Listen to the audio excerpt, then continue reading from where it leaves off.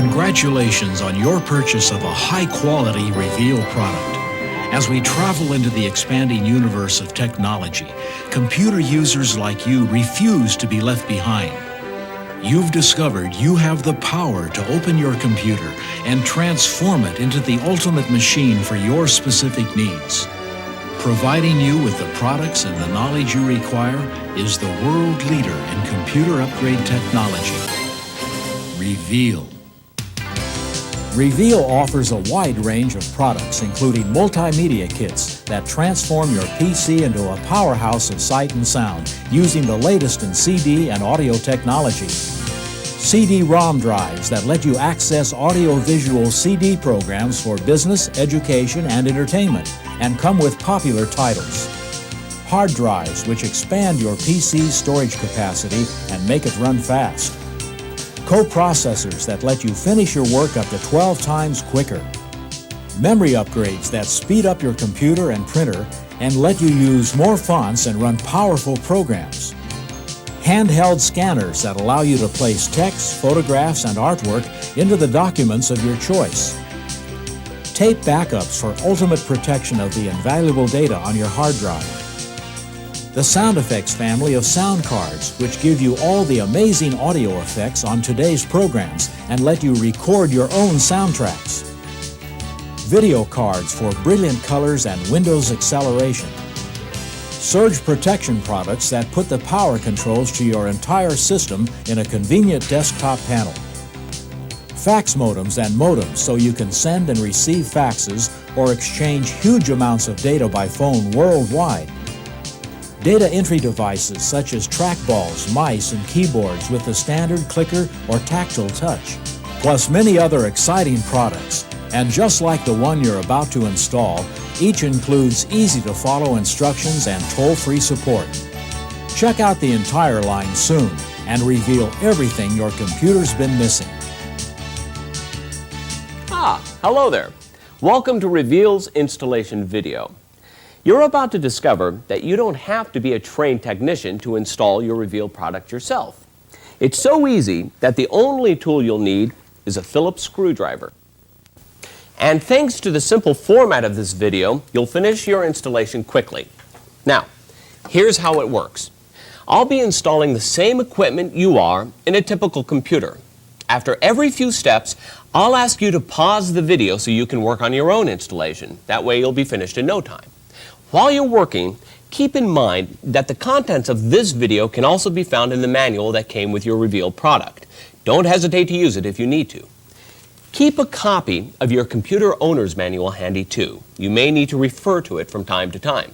And remember that if you have any questions during your installation, just call Reveal toll-free at 1-800-4REVEAL. Okay, folks, let's begin. Start by turning off the power to your computer, your monitor, and any other peripherals you have. Then touch one of the screws on the back of your computer to discharge yourself of static electricity. Do this often during your installation to protect your computer's sensitive circuits. Next, disconnect all peripherals from your computer and remove them from your work area. And most important of all, unplug your computer's power cord. The next step is to find the screws that hold your computer's outer cover. Your owner's manual can help you. Remove the screws with your Phillips screwdriver. Then slide the cover off. Be careful not to snag any of the cables inside. Once your cover is removed, you need to be careful with your computer. Many of the chips and components inside are sensitive. Besides discharging yourself, there's a few simple guidelines you should follow to protect your computer while you're working. First, never touch any of the chips and other electronics on the main circuit board of your computer or on the smaller circuit boards known as cards. However, you will handle at least one card during your installation, your Reveal card. To handle it correctly, hold it by the edges like this.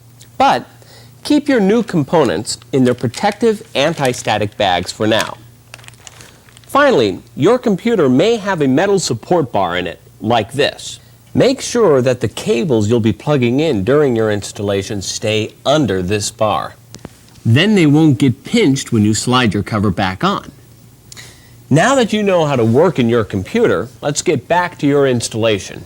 Your next move is to locate your expansion slots. You'll be plugging a card into one of them later. The expansion slots on this computer are right here. Notice how they're on a card. There are two kinds of expansion slots, the long 16-bit ones and the shorter 8-bitters. These here are all 16-bit. Each slot in a computer has a corresponding access slot in the chassis. The access slots are usually covered by removable plates, like these. Now, expansion slots aren't always on cards. On many computers, they're found right on the main circuit board. Ah, beautiful example. And this computer also has the shorter 8-bit slots. We'll stop here so you can open your computer and locate its expansion slots. Also, use your owner's manual to determine which of your slots are 16-bit and which are 8-bit. But first, let's review some important points. Remember to unplug all power cables and cords before opening your computer.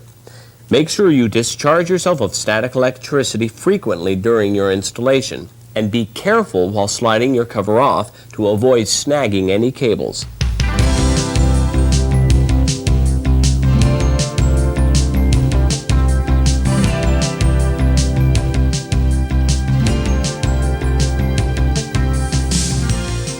Ah, you're back.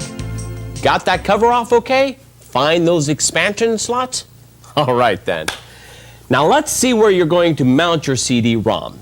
It's designed to fit into any one of the 5¼ inch mounting bays in the front of your computer, right here.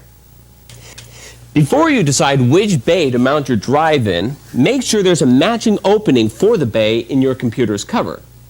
The opening will probably be blocked by a plate, which is either removed with screws or simply snapped out. Now, on this computer, there's another plate we need to remove. It's called a blanking port. It's covering the entrance to the bay we're going to use. You might have one too. Some blanking ports are attached with screws, which you simply remove, but others, like this one, are held on with solder joints. You just tap on the joints with a screwdriver handle and flex the blanking port until it comes free. The next step is to carefully remove your CD-ROM drive from its bag and set it on a clean surface. Then check your owner's manual for special instructions on drive installations. For example, the manual may tell you to attach metal or plastic rails to your drive. Reveal includes a set of plastic rails with your CD-ROM. If you're required to use metal rails, they should be pre-installed in your bay. This computer doesn't require rails, but if yours does, the procedure goes something like this. First, if you're using metal rails, take out the retaining screws and take the rails out. Then, whether you're installing the metal or plastic rails, align them so the drive will extend the same distance from the bay as your floppy drive. Attach the metal or plastic rails to your CD-ROM using 2 of the screws that came with it for each rail. Then line up the rails with the grooves inside the bay and slide the drive in. The plastic rails usually just latch into place, but the metal rails often need to be screwed to the bay.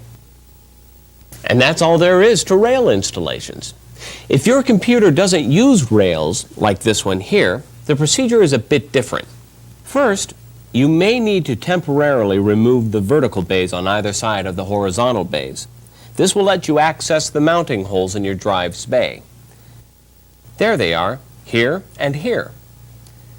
Next, you carefully slide the drive into its bay and align the front so it's flush with your floppy drive. Then choose your mounting screws. Your drive comes with 2 types, regular and spacer. This computer requires that the spacer type be used because the bay is slightly wider than the drive. Place 2 of the mounting screws through the holes in each side of the bay and screw them into the threaded holes in your drive. Then, if you removed them earlier, replace the vertical bays, along with their mounting screws. After your drive is mounted, locate one of the available power connectors that lead from the power supply. You may find different sizes. Choose one that matches the large 4-pin connector on the rear of your CD-ROM. Then plug the connector into your drive. You'll find that it's keyed to only go in one way. Ready to work on yours? Well, let's go over a few brief reminders first. Make sure the mounting bay you decide to use has a matching opening in your computer's cover. Use your owner's manual to see if metal or plastic rails are required. And remember to align the front of your CD-ROM so it's flush with the front of your floppy drive.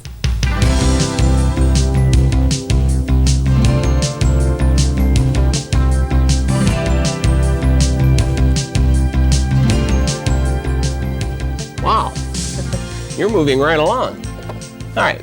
In this section, you'll learn how to connect your sound effects card. It's really quite simple. You begin by choosing an available expansion slot. If the bottom edge of your sound effects card is divided into 2 sections, you'll need a 16-bit slot. If the edge is not divided, you can use an 8-bit slot. Oh, and by the way, if you have an 8-bit card but no 8-bit slot available, you can use a 16-bit slot. Okay, now, for the next step. Undo the screw that holds the cover plate on the expansion slot's access slot. Then remove the plate and take your sound effects card out of its bag, touching it only by the edges. Next, place the card over the expansion slot so its mounting bracket end is facing the access slot. Then gently plug the card in until it's firmly seated in the slot. Your computer may have a special holder on the end of the access slot. If so, make sure the mounting bracket slips into the holder when you plug in the card. Then, use the screw you removed to attach the card's mounting bracket to the chassis. Now, pick up the wide data cable that came with your CD-ROM. Plug one end of the cable into the 40-pin connector at the rear of your drive. Your cable may be keyed to plug in only one way. If it's not, make sure the cable's colored stripe is facing pin number 1, which is marked clearly on your drive. Next, take the connector on the other end of the cable and plug it in to the 40-pin connector on the card. Make sure the colored stripe on the cable is facing pin number 1, which is marked on the card. Then, pick up your CD-ROM's audio cable. Plug one end into the rear of your CD-ROM and the other end into the matching connector on the card. This cable is keyed to only plug in one way. It's as simple as it looks. I'll take a break here so you can catch up. Oh, and don't forget the simple guidelines we went over earlier for working in your computer. Here they are again. Remember not to touch chips and other electronic components. Handle circuit board cards only by the edges and keep your cables under your computer's support bar.